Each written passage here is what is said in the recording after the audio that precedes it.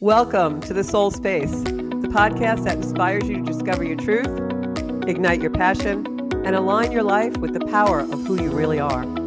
I'm Georgia Rose, psychic astrologer. I share the cosmic roadmap that guided me through astrology, tarot, and inner knowing into authentic living. I'm here to help you decode your soul's cosmic story, reconnect with your passion, and create the life you are meant to live. It all starts within, and it all starts now in the Soul Space. Hey everybody, it's Georgia Rose, and you're in the Soul Space. I know I'm not in the actual studio tonight, but I am in my home office recording this. It's such a hectic time with the holidays. I hope you all aren't feeling too much pressure, but I am really on a tight schedule, so I did not go into the studio tonight, and this is pre-recorded. So today in today's show, we are going to talk about closing out 2025 and some of the changes that we've all undergone in regards to the astrology transits and the energy in the world. So the first thing I'm going to say here is that I strongly doubt you are the same person that you were in January of 2025.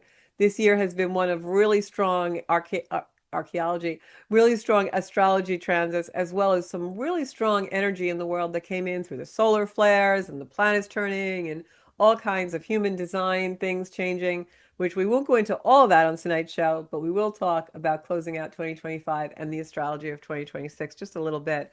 I will be recording my shows, and if you are a subscriber to our YouTube channel, Zenkuda on YouTube, you'll probably get some videos in the interim. But for now, I'm going to talk tonight on a pre-recorded show, and I will be back live on January 5th. So until then, get on over to the YouTube channel if you want to get some other videos. So the biggest thing I have to say that probably changed our perspectives and really changed our trajectory of our lives this year of 2025 was probably Pluto going into Aquarius. Major, major change for everyone. Pluto was in Capricorn from 2008 until this past January. And then when it finally went into Aquarius, it really, you could feel the palpable change in the air. So how did the energy change? Well, while Pluto was in Capricorn, it was working on all of our structures, our conditioning, our belief systems, the things that we are entrenched in because we are told or instructed or conditioned to believe a certain way. With Pluto in Aquarius, it's working on our innovation, our exploration, our pioneering. Pluto in Aquarius is all about our deepest soul's desire in regard to our uniqueness. What makes you completely unique and what's really truly meaningful and desirous for you that maybe doesn't follow the norm. While Pluto was in Capricorn all those years since 2008, it busted up all our conditioning and it made us realize that just because our parents thought a certain way or our culture thought a certain way or our religious beliefs were a certain way, it didn't necessarily mean that aligned with our soul. And we started to break out and find our true belief systems and the true meaning that we had in our lives. But we still had some stigma, right? We still were worried about what people would think, or are we going to be judged or persecuted? And we certainly saw that in the last 5 years after COVID came in 2020, and we saw our whole world's polarized and judged and criticized if we didn't go along with what the norm was, what the conformity meant. Well, now that Pluto is in Aquarius since last January, we've had a year of uniqueness. We've had a year of embracing our own himself and what the unique parts of us are. And we've also had a year where we've been seeing protests and we've been seeing all kinds of media campaigns about really enhancing and embracing the uniqueness in our lives. Be who you really are, right? It's one of the slogans that we use here at Zenkuda. Do what your soul really wants to align with, and that's about your soul space. So that's the first thing that happened in 2025 that was a shakeup for the whole globe, was that Pluto in Aquarius. And Pluto's going to stay there until about 2033, I believe, or longer than that. Maybe 2038. I'll have to check that and get back to you. But the longer that Pluto is in there, the more entrenched we get in that Aquarian energy. And that's going to make us all not only embrace our uniqueness, but also be more open and compassionate about others' uniqueness and understanding the lessons of diversity. But the downside of Aquarian energy and with Pluto in Aquarius is you're going to see people really be looking for community, and they're going to want a lot of community, which is great. But Aquarian, because of the uniqueness of the archetype and the way that it makes, us try to find our soul tribe based on what we believe, and we want to be with like our people, right? Something we really don't want to do. If you're expanding love in your life and you're expanded spiritually, you want to embrace everything. You want to embrace all cultures and know that we're still one. But Pluto in Aquarius, where community is concerned, can be exclusivity.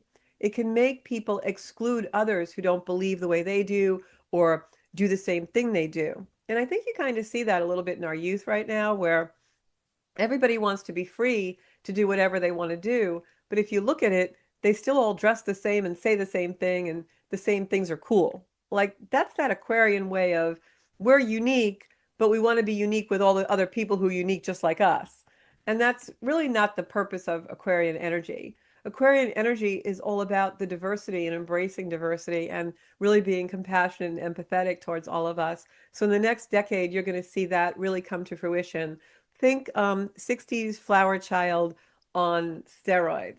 And the other thing Aquarian energy is all about with Pluto and Aquarius is technology. We've seen the birth of AI rapidly, rapidly coming in. You're going to see more of that in the next couple of years, especially in 2026.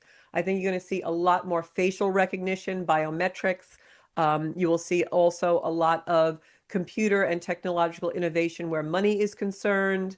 And not just Bitcoin and things like that, but you'll maybe see token type of currencies, and maybe at some point before the end of Pluto in Aquarius and Uranus in Gemini, where it also went in 2025. Uranus slid into Gemini. Now it's back in Taurus retrograding, but it's going to go back to Gemini in 2026 in January for good. But it has been in Gemini in 2025. I'm sorry if I misspoke the date, for several months. And that's all about our money and our commerce and technology. So you may see, a worldwide token, which is an exchange or a currency that is global. So those are the things that are going to happen. But Aquarius innovation and pioneering and technology in our personal life, when we drill it down to our own little corner of the world, what does that mean? Well, in my profession, I'm a realtor by day, my earthbound life, and I also train real estate agents in things to enhance their career and connect with people and really create abundance in their life. And one of the things that I hear a lot, especially from the Pluto in Virgo generation, is my generation, is, oh, I'm not techie. Well, with Pluto in Aquarius and Uranus going into Gemini, staying there for the next several years, once 2026 hits, you're going to not have an option to not be techie.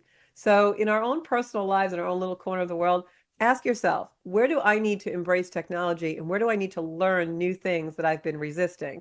Because it's kind of not going to be an option.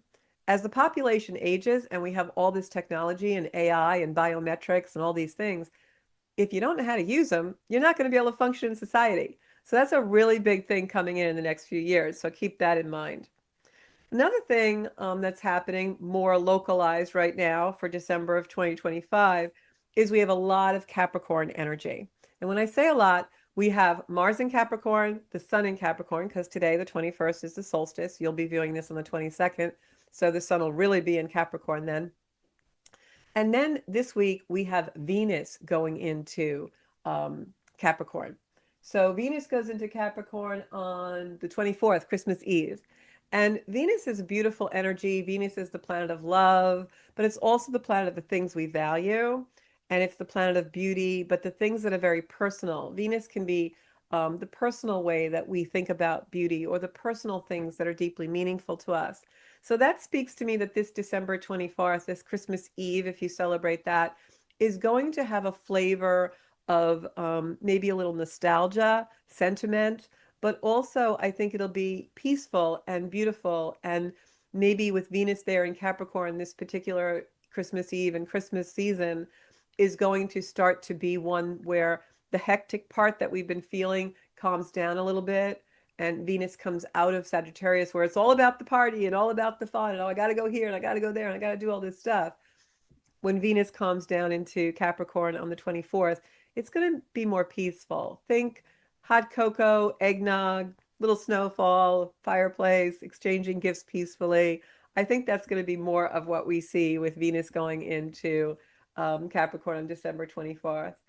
So once we have Mars and Venus and the Sun in Capricorn, what that brings to those three signs, the Sun, of course, is our soul energy. It's our mojo. The Sun is our true essence of energy in our chart. Mars is the aggressor, the assertion. It's the energy that we use to get accomplished tasks and get things done. And then Venus, the things we love and desire and truly are meaningful to us, all in Capricorn, which is a sign of structure, a sign of strategy, a sign of mastery, and a sign of organization. So I think this December going into January, the sun will be in Capricorn until about January 19th, 20th or so. So with that energy, we have the ability to really put form to our goals, our wishes, our hopes, our dreams, and really put energy into the structure. Like it will come easier to us. It will be more easy, it'll be easier for us to make the list, do the calendar, structure the goals, the business plan, the personal plan. And also, it's really good for some of the conversations that we're going to be having because on December 28th, Mercury, the planet of communication, trines Chiron, which is all about healing wounds. So I think this holiday season, especially around the 28th and 29th, there may be some really beautiful conversations with that Venus energy in the sign of structure and growth and strategy, and that Mercury trining Chiron. I think that it gives us a flavor of our communication can be sweeter and softer. So if there's any conversations that you really need to have with someone, I think that's a really great day. The 28th of December, when Mercury trines Chiron, that can also bring up old wounds, and people can actually speak or communicate their wounds, sometimes not in an easy way. It depends, of course, on everyone's energy. And then we close out the year with a Mercury square to Saturn. And when Mercury squares Saturn, sometimes our communication can feel very limited. That's on the 30th. So I feel like this New Year's Eve may be not as boisterous as we think it's going to be. It may be a more subdued New Year's Eve as well, with Saturn holding back that level of communication. If you're waiting for someone to say I love you, it's either going to happen around the 24th or it's not going to happen until January. So take that in mind. So I want to talk a little bit more about where we're at with this energy ending right now in 2025. So we're in a threshold, and I talked about this quite a lot on my last show, which was much more structured than this informal show I'm doing from home. But 2025 ends with us not looking back, but looking forward. It's a really different energy. In years past, when, we have a year ending or we have someone, you know, um, coming in and telling us nostalgically what the year was about, like we do on these videos all the time. Astrologists will do that at the end of the year. Or we have someone who comes to kind of, talk about the past, or, how the radio always counts down as the top 100 and things like that. The ending of the year is always about the past and we reflect. And just like I opened the show and I said, you're probably not the same person you were in January. Think about this past year, how you've changed. But unlike other years, this year, the end of the year, we're not going to be looking back as um, deeply. It's more we're looking forward. We're looking to take something and bring it forward, not think about, oh, I shouldn't have done that or I should have done this. It's not really a replay. The energy is very forward thinking. The energy is very future orientated and futuristic. And because of that, the things that are coming to the surface for us that are in the past, the things that are coming to the surface, old wounds, things that are difficult for us to think about, or things that just really are out of alignment in our life, the relationships, the jobs, the places we live, all kinds of things like that are coming to the surface in kind of a conflicting way. And that's not so that we can look back and have regret. It's not so that we can look back and be obsessed with a do-over like we do so many times.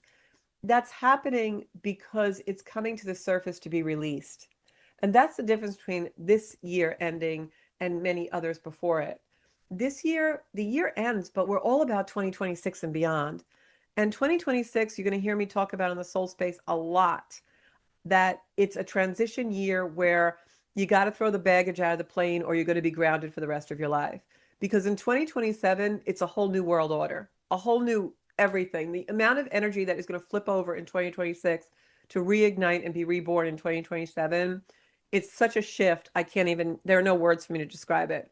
So this time period that we have ending 2025 is a threshold, it's a gateway into that portal that we're going to go into in 2026 that really is about the release of all these things that are coming to the surface.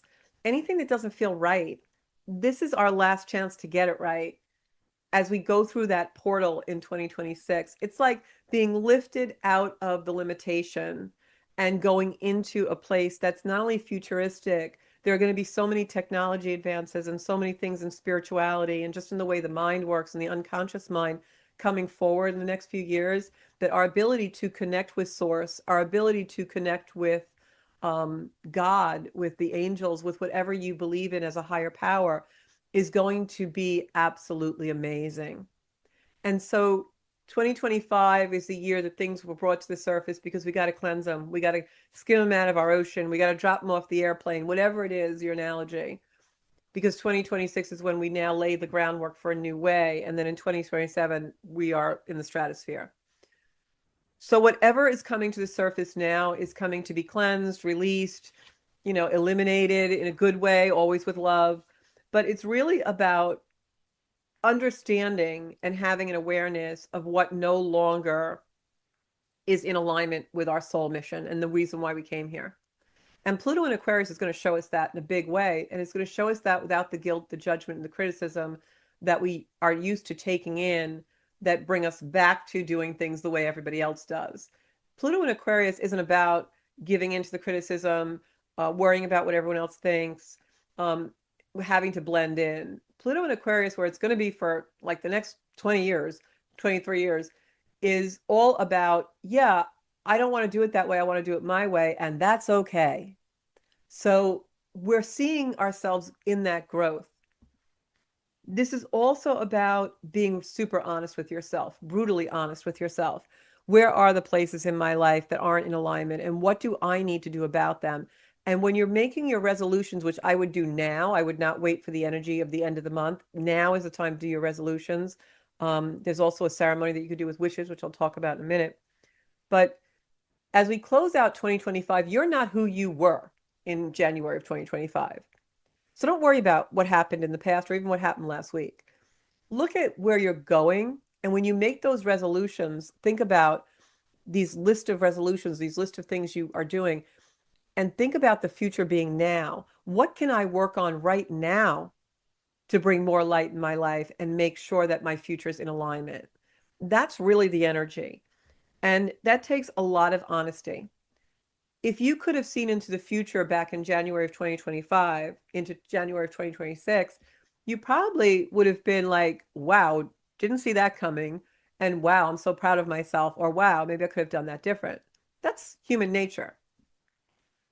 But when you see yourself in January of 2027, I got news for you. It is like complete takeoff. It is like you're going to be in a place, if you do the work, where you are so free and so liberated.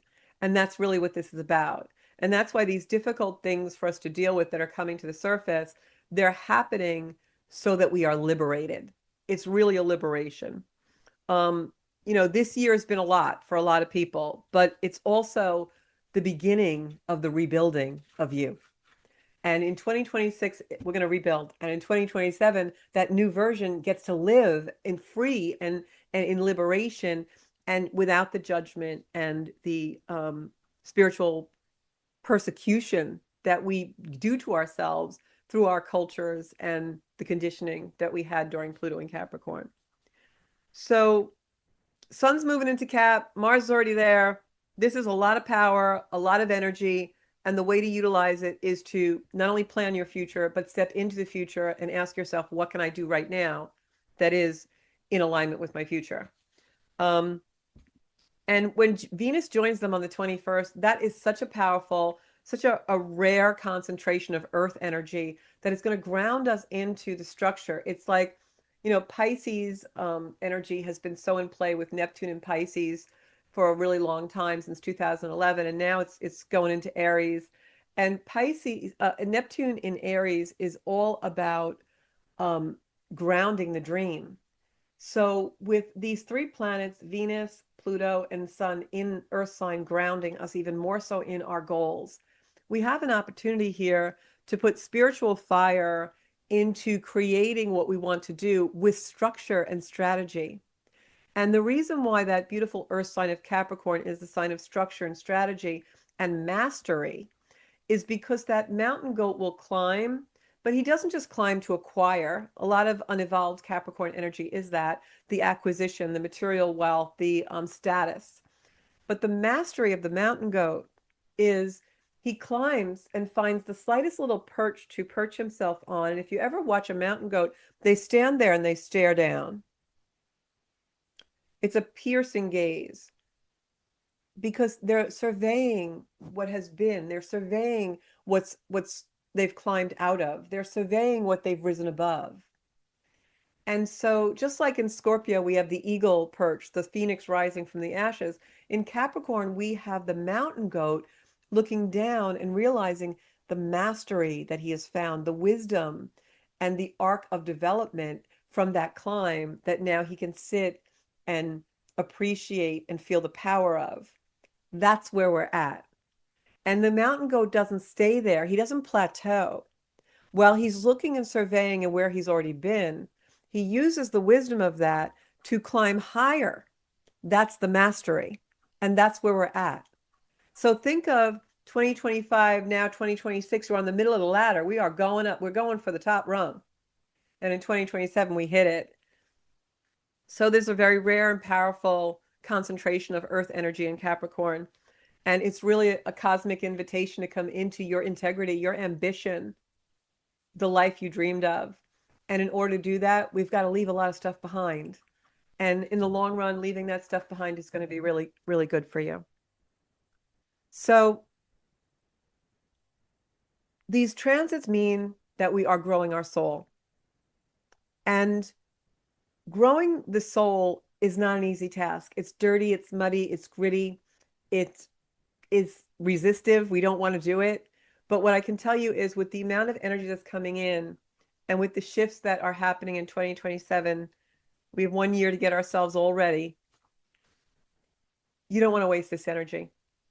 So ask yourself, what have you learned so far in your lifetime? I don't care if you're 15 or 95. What have you learned in your lifetime? Just like that mountain goat, that Capricorn goat, and look down and survey it and say, I have wisdom now. I'm going to climb higher with this beautiful gift of wisdom that I have. And Pluto in Capricorn for all those years, since 2008 to 2025, gave us a lot of wisdom, guys. So we can use it now with Pluto in Aquarius.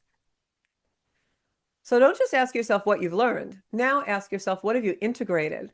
What were the lessons that I've now integrated and woven into the fabric of my life that have become, my laws of life, my key things that I rely on? And what are you ready to take responsibility for? A lot of this energy, a lot of what comes out in this energy, and a lot of what is coming to the surface in this solstice in these next few days and in the last week or so is all those places that we have accepted less than what we deserve. And we all do it. There's not a person on earth that doesn't do that.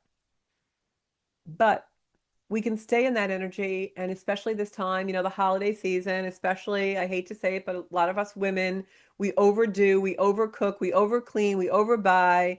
I know men do it too. I don't want to be sexist, but I'm just saying a lot of the running of the household still does fall traditionally on women, on females. I know there's a lot of Mr. Moms out there, a lot of dads out there. I love you. You're great. But I just know that the majority of people who run the home are still women.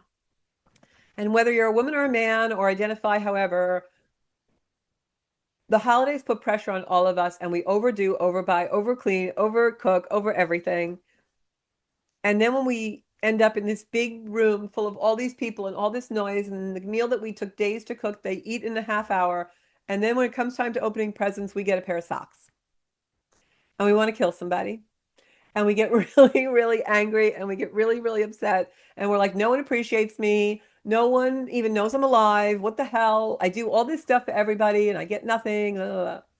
Well, we can sit in that energy and think about all those people who maybe didn't honor you and didn't see you deeply and didn't hear your voice and didn't see what you really needed, what your need was. And we can regurgitate it and, and remunerate and and I can't think of the word. I'm sorry. Lately, my words are so tight. I can't wait for something to come out of my Scorpio. But but we can fixate on it. But when we do that, we're probably thinking about the hurt. We're thinking about they did this to me. They didn't get me this. I thought I wanted this. I can't depend on anybody. And I'm here to tell you today, and you're probably going to shut this video off. That feeling you have that you're not seen and you're not heard and you're fed up and you're angry and nobody sees you and no one's honoring you, it's nobody's fault but yours. Yep, it's my fault.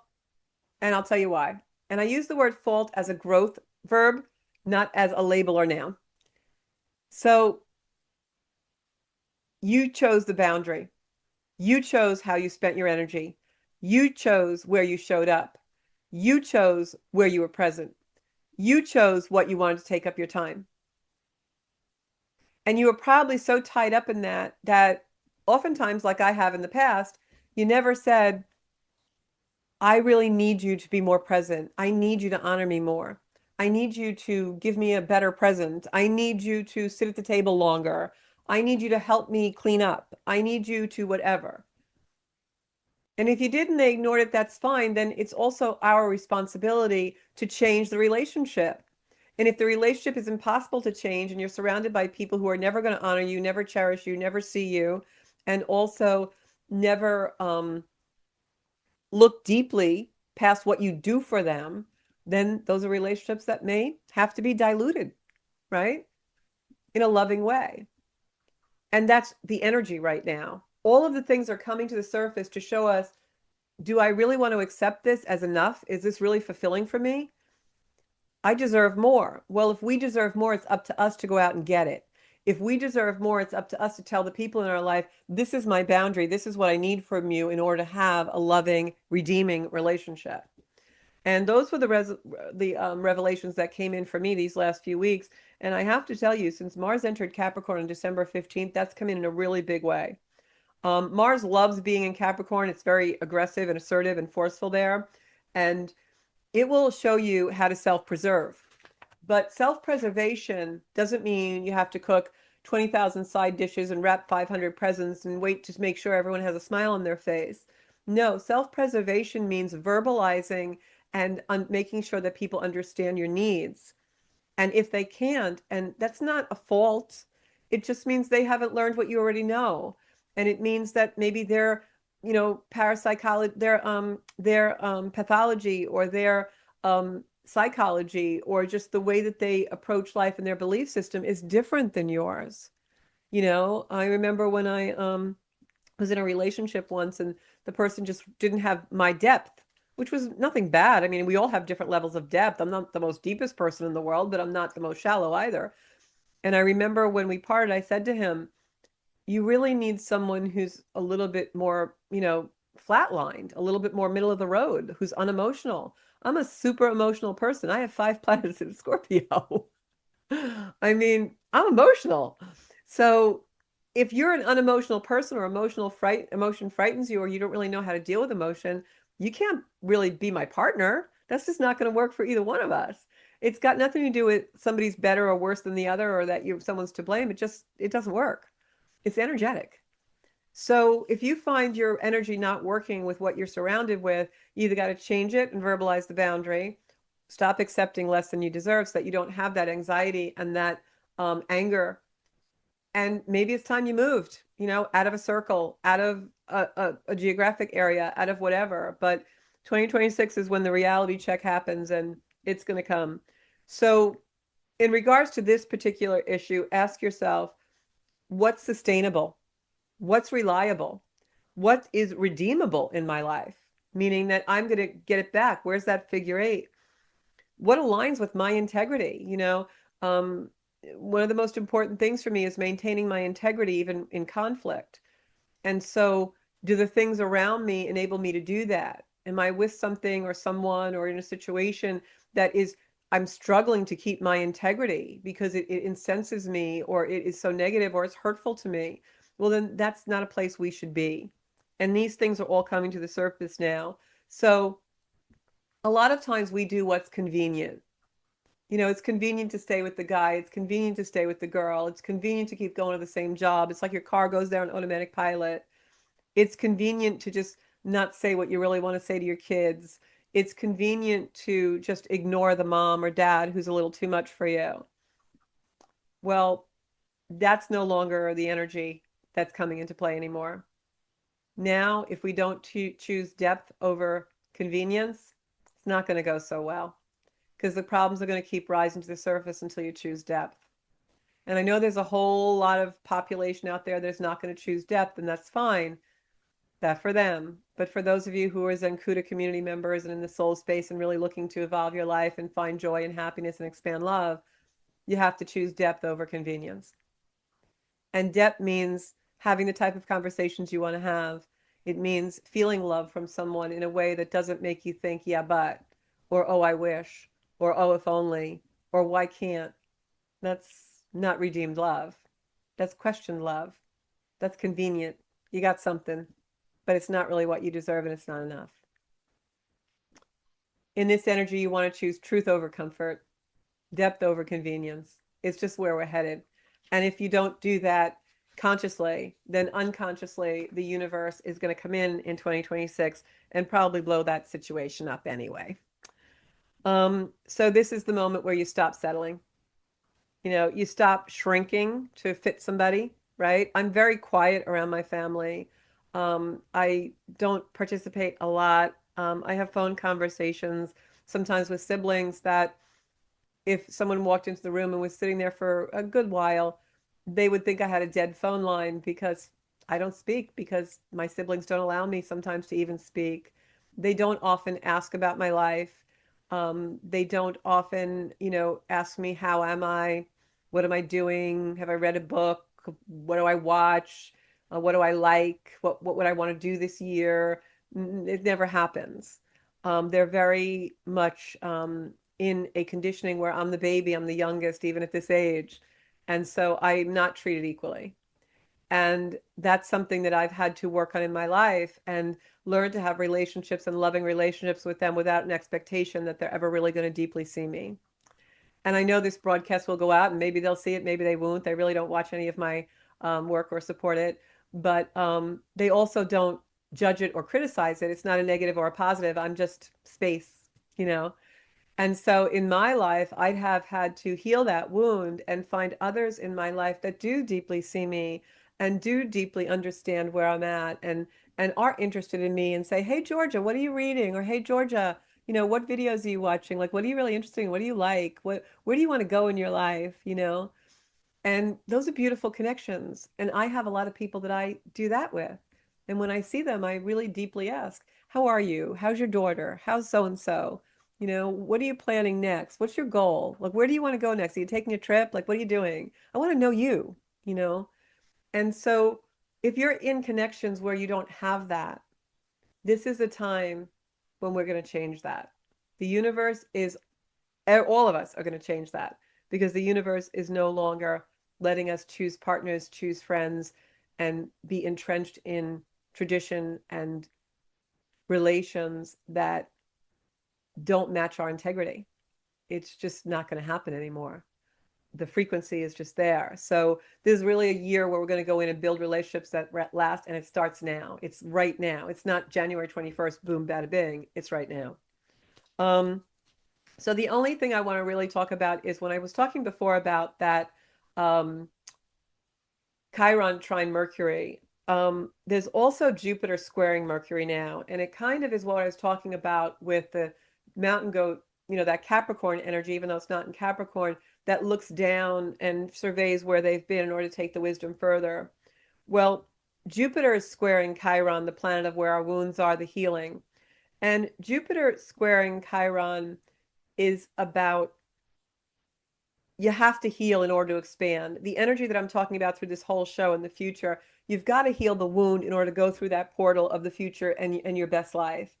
You can't do it without healing. Just like I described about my siblings, and I love them all dearly, and they're beautiful people, but I know my relationship with them is never going to be what I had expected it was to be. And I've healed that because now I don't expect that. I have a beautiful relationship with them on the level that it's supposed to be. That may not be deeply fulfilling for me all the time, but I have other things that deeply fulfill me because I can't choose those relationships, but we can choose relationships in our life. So Jupiter squaring Chiron is all about that. It's about where the energy in your life needs to heal in order for you to expand and go into that portal of the future of your best life. You can't rise until you stop wishing and hoping and trying to make it better in some weird way that still leaves you hungry and that you're always apologizing. Like, that's not how you're going to rise in life. You're going to rise when you're strong and in your agency, and you can look at someone and without wound say to them, I understand that they don't believe what I believe. I understand that they're never going to really be deeply fulfilling for me, but I honor who they are because they're a beautiful person. Their just frequency isn't an exact match for mine. Their frequency is maybe not enough for me, but that doesn't mean I can't be friends with them and share things with them and enjoy loving things with them.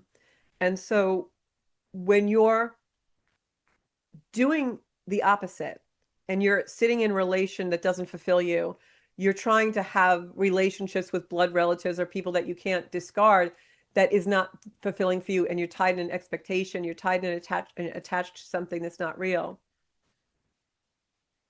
When that happens, you're abandoning yourself. You're not staying in your integrity. And that's one of the lessons for a lot of us, especially in my age group, Pluto and Virgo generation. We're all about abandonment issues. Everybody's got them. The only way to heal that is to stop abandoning yourself. Those abandonment issues are regurgitated and amplified when we are with partners and with friendships and in situations, even bosses, people at work, business partners that are abandoning us every day. And we're internalizing that. We have to stop that because 2026 isn't going to allow it. And 2027 really isn't going to allow it. So the key to that is being in your own agency and choosing things that wherever you can that are deeply fulfilling, and you get back and love is redeemed. That's how we will all grow love in the world. And the other relationships, business partnerships, friendships that aren't that for you, if they are not something where you're going to constantly be wounded in, and you can orchestrate them enough to be somewhat fulfilling in your life, or at least expanding love in some way, then you can put those on your back burner. But for your front burner, you need the deeply fulfilling. You can't grow. You can't reach your pinnacle, your potential, when you're still abandonizing yourself and living in the wound. It's just not going to happen.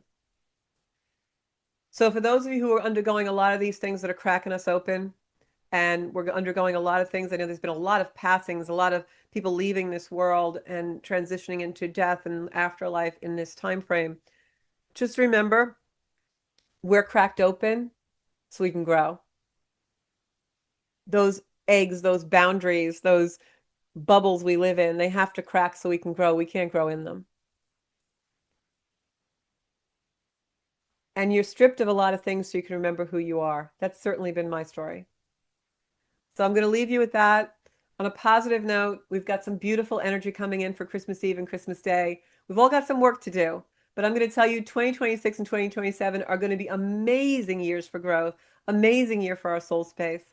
And I will be back in the Soul Space podcast January 5th. Until then, zenkuda.com and Zenkuda on YouTube will have plenty of videos telling you all about this energy. I'm really excited for this time because I have to tell you, we are going to get the relationships, the situations, and all of the beautiful abundance that we deserve as long as we do our work and allow ourselves to crack open that egg and really rise. Have a beautiful, beautiful holiday season, whatever you celebrate. You can catch me on the Soul Space Mondays at 7 o'clock. All replays are on Spotify and every YouTube channel, and including my own Zenkuda.